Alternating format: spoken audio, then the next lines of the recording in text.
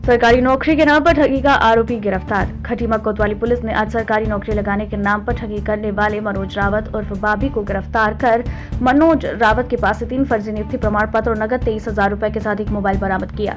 Police अधीक्षक Manjunath TC ने मामले का खुलासा किया है। नवभारत समाचार उधम सिंह नगर से प्रदीप अरोड़ा की रिपोर्ट।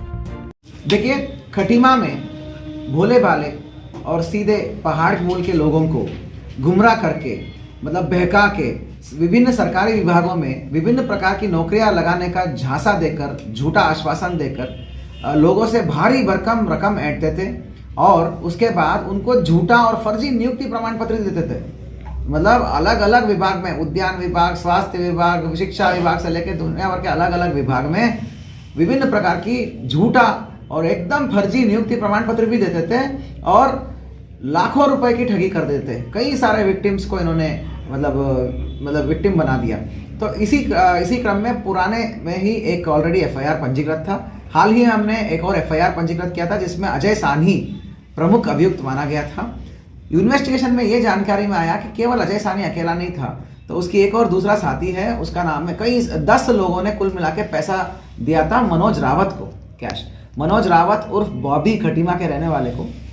तो उसको आज गिरफ्तारी करा हमने, गिरफ्तारी करके जेल भेज रहे हैं और उसकी ही कब्जे में 3 विभिन्न नियुक्ति प्रमाण पत्र अलग अलग डेटों का अलग अलग विभागों का प्राप्त हुआ है उसके कब्जे में, उसकी निशानदेही में। और 2,20,000 कैश डेवलप हुआ है, रिकवर हुआ है।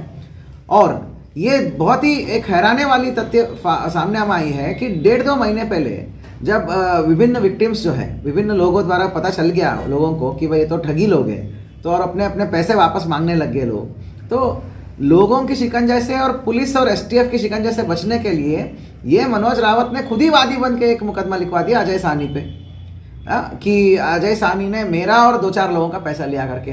जब उस इन्वेस्टिगेशन में हम आगे बढ़े, इसी प्रकार अभी हाल ही में जो एफआईआर किया हमने जिसमें अजय सानी नामजद था, उसमें हम आगे बढ़े तो जानकारी में आया कि काफ़ी विक्टिम्स को ये तो मनोज रावत उर्फ बॉबी रावत ने पैसे लिया है करके। आज जो है इस प्रकार की ब्लफ मास्टर और नटवर लाल की गिरफ्तार हुआ है। तो मैं पुनः अनुरोध करना चाहता हूं कि ऐसे ठगियों से बचे रहे। उत्तराखंड में माननीय सीएम साहब के निर्देशन में बहुत ही ट्रांसपेरेंट सिस्टम डेवलप हुआ है। इसमें नौकरी के पहले विभिन्न पोर्टल्स पे आयोगों के द्वारा एग्ज़ाम किया जाता है, किसी भी प्रकार की नौकरी हो।